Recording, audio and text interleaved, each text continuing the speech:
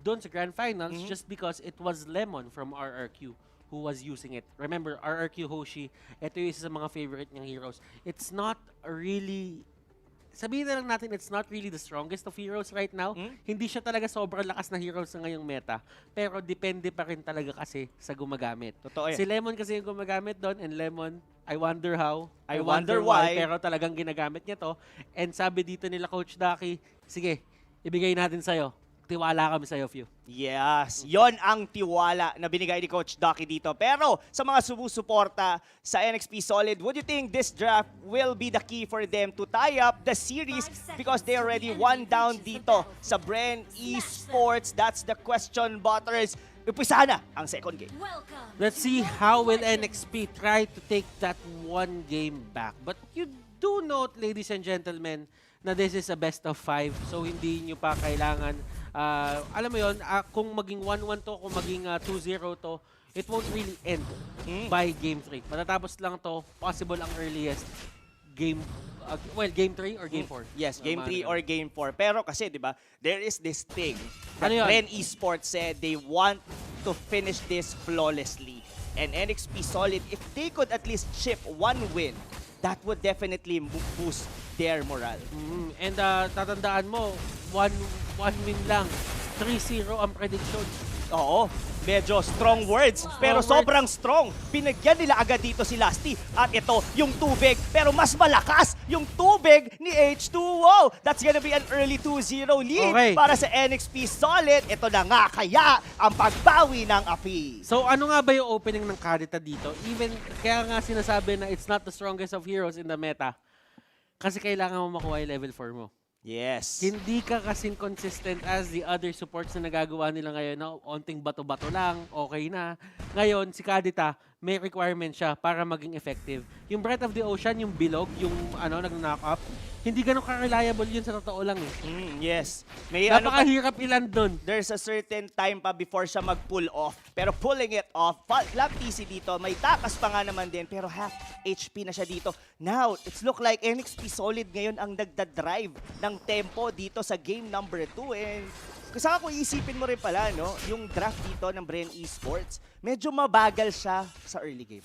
And looking at it, madami lang talaga silang panghabol dito kay H2O. And H2O, as long as he's getting those skills, nahanap niya yung farm na gusto niya, I think he's gonna do great. Pero dito naman sa may baba, there is MB and H2O tinitake out yung shields dito sa turret on the bottom lane ng side ng Bren Esports. So if you would look at this, Avarice ang kinuha ni Rebo on that Barats. Yes. And Barats kasi yung usually kinukuha sa kanya, it's either Avarice, pero ang most common is yung Festival of Blood. Totoo yan. Totoo yan. Kumbaga, sustain. And that, I believe, the only Barats na nanalo sa atin dito coming from Dilar, he actually uses Festival of Blood. Pero speaking of blood, madugo ang laban dito. Yung tubig naman ng kabila, ang nawala. Yawi rito, habol Bren Esports, Carl TZ, going in, pero masyadong makunat. Yung Kufra dito, TP out na muna, dalawang miyembro ng NXP Solid. And Flap, dito hinahanap niya etong si MB. Pero MB doon ay makakapag-recall naman siya. It's not going to be a problem for him. Rebo onto the top side. Talagang maganda yung Avarice dito, especially against Uranus. Kasi ang ginagawa ni Uranus din, lumalapit din siya sa'yo eh. Eh naka-Avarice siya. So ibig sabihin, patas kayo. Nag-Avarice ka, nag-Avarice siya. Yes, yes. Pero yun na nga, mukhang makukuha yata dito, Butters, yung first turtle ng Bren Esports, pero contest ang sagot dito. But yung Ling ang nakakuha doon nung turtle. Habol na naman dito sa buong base. Papasok NXP Solid. Unti-unti silang nadidismantle dito. Flap PC on the other hand. Doon sa likod siya yata yung may iwan Lusty. Nako, mali yata ng mga target dito. NXP Solid at least gets 1 kill. Pero I guess, Bren Esports yung medyo nakalamang or rather, na-tie up nila dito yung network. Okay, so nakita mo naman yung ginawa dito ng Bren Esports. Hinabol nila diretso si H2O. Oo. Ngayon, si H2, wala siya magagawa eh kasi kailangan niya talaga tumakas kasi ang habol sa kanya, si Baksha at saka si Flap. So as long as walang way yung NXP Solid dito na paghiwalayin yung tatlong yon sa isa't isa, hindi makakahanap ng free hit si H2O dito. Makapag-deal ng damage si H2O, pero dun sa may dalawang pinakamakunat na hero dito sa side ng Bren Esports. Ang isa pa dito once nakapag-traceless na, dito si Automatic H2. GG. Oo, automatic. Specifically, ang ganda rin ng ginawa kasi talagang dinive in siya dito ng mga members from Bren Esports. Pero still, this is an even ball game. Hindi ito katulad nung nangyari ng Game 1. May dikit sa pader. That's gonna be Yawi getting down few. NXP solid, looking very strong on game number 2. Okay, so ang ganda na ginagawa ng NXP Solid dito, no? Na-utilize na nila dito yung hero ni Yawi. And this is where Yawi actually shines. Yung mga paunti-unting pag-setup ng momentum sa mga initiation. Ang ginagawa niya, nag-start siya sa pick-off. Tapos pag nag-start siya sa pick-off, tumataas yung nahuhuli niya. Tapos dun sa may pinakadulo, sa pinaka-crucial, dun sa mga winning games sila with this Kufra, makakahuli siya ng 4, makakahuli siya ng 3. Yung mga sobrang crucial talaga na play. Totoo yan. Pero one thing, medyo maganda yung sinabi mo kanina during the pre-game is that ganang-gana ngayon for NXP Solid, yung dalawang side lane nila hindi ma-penetrate ngayon ng Bren Esports. So, ibig sabihin, hindi din magagawa ng Bren na, natatalo tayo sa may mid lane, nagkakaroon tayo ng problema. Tara, punta tayo din sa may side lane kasi merong madaling hulihin doon. Oo. Hindi ganun eh. Hindi talaga ganun. Pero ito, another turtle na naman ito. Will Bren Esports once again take this one? That's gonna be the question. Pero may kasana doon si Yawi. Pero medyo malayo yung kanya. Hindi niya magamit yung Tyrant Stage. Another one na naman para kay Lee. Pero H2O, siya yung lumubog. Siya nga yung tubig dito. Pero habol na naman Bren Esports. Sa kanila na yata ang bola. Flap PC might actually go down. Pero si Yawi ang nawala. Bawi dito. Oh my goodness. 3-1 ang nawawala. Sunod pa si Renny J. Almost a wipeout. Is it a wipeout? It may be dahil ang buong miyembro ng NXP ay nabura sa laban na yon. And ito yung kilala nating Bren Esports, ladies and gentlemen. Isang maling pwesto, kaya nila kayong i-wipe out ng ganun lang. Ito yung sinasabi natin, for NXP Solid to win this series, kailangan malimit nila yung mga positioning mistakes sila katulad neto. They got H2O. Tapos yung takbuhan portion na to, this is where the fun starts for the side of Bren Esports. Kung papansinin mo, yes, kaya sana nila i-take down, pero nakakatakot din kasing bumalik doon just because yung mga items dito na sa side ng Bren Esports, maganda na. Tignan mo nga dito si Flap, naka-toughness boots na siya, naka-deadly blade na siya, and papunta siya doon sa kanyang defensive item. Hindi na siya mangangarap dito kumuha ng offensive item kasi alam niya, this point on, si Carl yung bahala kasi naka-endless battle na siya. Yes, yes. This is not something na madalas. Yung mga previous na mga link natin, di ba, nagdi-demon hunter sword sila. But this is a more aggressive approach para sa isang link. At endless battle, ladies and gentlemen. Now, yung early lead ng NXP Solid ay unti-unti nang nawawala as Bren Esports are taking the mid game. 3,000 lead sila dito mga tol. And NXP Solid, I guess they're still strong on their respective side lanes. Pero yung top mukhang mawawala na din. Pero one thing na maganda pa rin is hindi pa rin nawawalan basta-basta ng buff dito si H2O. Oo. Yung in terms of map, malaking ano yan eh, malaking statement yan kapag nawawalan ka na ng buff eh. Hindi ka na nakakuha ng buff. Ibig sabihin, yung gubat mo, wala ka ng pagmamayari doon. Yes. Parang ano eh, total control na ng kalaban nyo. Pero ito na naman, nagkahulihan na naman sila dito. Si Chester ang nahuli. Ang ganda ng Winter Truncheon doon ni Chester. Pero ang tanong, enough na ba yun? Dahil yung revitalized nila pag doon. Habol dito, look at Black TC. That Black Dragon going inside the base dito ng NXP Solid. Pero may kapalit yon, si Lasty yon. Pero na ngayon, 1:1 ang palitan, buo parehas. Parehas lamang. Yun yung gusto ko sabihin. Those are both utilities. Yes. So, para sa side ng NXP Solid and Bren Esports, wala talagang totally nakalamang doon. I feel that NXP Solid got the win there. Kasi kung iisipin mo din naman, sila yung nilamangan ngayon eh. Yun Ibig nga sabihin, kahit anong kill na makuha nyo at makipag-trade kayo ng 1-1, automatic, okay yun para sa inyo. Pero ang hindi lang kinaganda doon, nagkaroon ng libreng take ng Bren Esports doon sa turtle. Yes, it's a total of 3 turtles secured by Bren Esports dito sa laban na to. Now, NXP Solid is back on what they had on game number 1. Though they have a good lead nung early game, medyo wala na yon ngayon.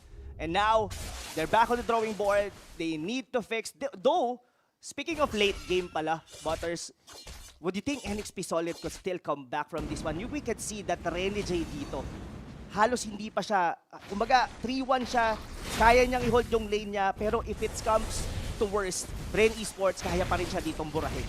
And clearly, this is going to be one hard fight at this point for the side of NXP Solid. Mahirap to in a way na kailangan nila maging maingat or maging delicate sobra sa mga next na decisions nila. Kasi nakita na nga natin, isang maling decision na nagawa nila kanina, hindi buo yung loob nila sa turtle. Ang nangyari na wipe out sila bigla. Totoo yun. And I was seeing here, Yahweh, medyo aside from the pick-off na nagawa nila kanina kay... Wow! It's like a bait dito for few. I guess alam niya na may tatalon sa kanya doon. Pero going back, aside doon sa pick-off kanina kay Few, hindi na tayo nakakita na magandang initiation again kay Yahweh. And the Yahweh factor dito, kailangan natin makita ulit. Ito yung nagsasalba sa mga laro na NXP Solid kapag walang-wala na sila. And tingnan natin kung malalabas pa nila. Yun nga, dahil hindi nalalabas, dahil papasok bigla. Doon si Carl, or rather si Flat TC, pero may Winter Truncheon. Si Chester, hindi mo ako basta-basta mabubura, tol. Pero si Lusty yata ang gusto nila ditong puntiryahin, pero makunat ang gulong. Pero may tulong doon sa gitna, Carl TC. Medyo iba-iba yung laban dito, pero yung Torre na lang daw, sabi ng Bren Esports. Nakuha yung mga Torre, pero pasok doon. Pero masakit ang damage doon ni Carl TC. Pero si Few, pumasok with the Bread of the Ocean, double kill dito ang Kadita. Inyo bang nakita na halos naubos na ang mga miyembro ng NXP Solid? Isa na lang ang natitira, it's Renny J. Ngayon, ikot-ikot doon. Kaya mo bang depensahan to? Kailangan niya yang gawin dahil matatalo sila pag di niya napatay ang minion wave. Though, nagawa niya yon. Pero ang tanong, aabot ba rito si Chester? Aabot ba dito si Yahweh? Minion wave, nag-spawn na dito, I guess. Bren Esports has to call dahil hindi mo na nila to matatapos ngayon. So umalis sila doon just because hindi nila mo nila tinapos kasi wala namang rush eh. Kapag ka nahuli sila doon ng NXP Solid, na nagstay sila doon at ganun kababa yung mga buhay nila, ibig sabihin magkakaroon yung NXP Solid ng sobrang taas na gold swing papunta sa kanila. Yes. Kasi matitake down nila yung isa-isa dito, yung mga nasa side ng Bren Esports. Bren Esports, ginawa nila yung smart move dito. Hindi sila nanggigil. Ang ginawa nila, regroup, wala tayong minions, wala tayong buhay, di naman natin matatapos to. Kung magmamadali tayo dito, mabibigyan nila tayo. Yes, mabibigyan. And that's a very discipline for Bren Esports.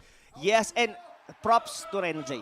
Kasi kailangan niya talaga na i-clear yon. He has to sacrifice himself para dito sa laro na to, or else, for sure, from that moment, talo na ang NXP Solid. Bren Esports, how do you beat these players kapag ganito yung pinapakita nila? NXP Solid dito, magma-match point nga ba tayo agad? That is the question. That is really a question. What a better question is, today is Yellow Day. Kuya Butters, Totoo ba? It's the Yellow has been winning. Only kanina, ngayon ang Bren. Pero ngayon, NXP Solid still trying to hold it on. Renny J, hindi siya naging successful na manakaw yung Lord. Siya pa yung nawala. Now, it's gonna be a nadilaan si H2O. Nako! Dinura! Tarara! Pero yun na nga, yung H2O ay mabubura. Sa may likod, may Winter Truncheon. Pero wala pa rin yun dahil wala ka pa din matitira sa iyong buhay. Now, 4 members of NXP Solid are going down. Gawin mo ng 5 dahil ang base nila dito ay mawawala. Pero sabi ng Bren, TP muna. Pero sila sa gilid. Nakilala sila, wala silang minion. Oh my! This is gonna be it. 2-0 match point already for Bren Esports. Magawa nga kaya nila ang kanilang sinabi. 3-0 daw for Bren. That's gonna be the question. Matutupad nga ba? Yun ang tanong. Matutupad nga ba ng Bren Esports yung propesya, ladies and gentlemen, na 3-0 nila yung NXP Solid dito sa playoffs? Man, oh man. This is going to be hard for the side of NXP Solid. Ginawa nila yung stable side laners and still, hindi naging sapat na adjustment yon para makuha nila yung pacing na gusto nila dito sa laro. Hindi man nakapag-dominate ng sobrang aga dito yung side ng Bren Esports, but you have to realize, Rob, and you have to realize, the viewers at home, na this is the Bren Esports na sobrang nakakatakot. Yes, and makikita mo, they're totally determined. Determinado talaga sila, kasi, patunayan. We used to see Carl TC doing risky plays, lalo na pagka ahead sila. Pero from that moment, nag-hold sila eh. They know they could be able to try to finish it off dun sa may top lane, but they hold, they know their lead, they know their winning condition, and they execute it. That is true, Rob. And man, this is match point for the side of Bren Esports. Yes, match point indeed. Pero bago namin pag-usapan ni Butters dito, ang posible na mangyari sa game number 3, I think marami pa tayong na-miss out at yon ang for sure na nakita dito ng ating solo analyst, Rockhart. Anong meron dyan?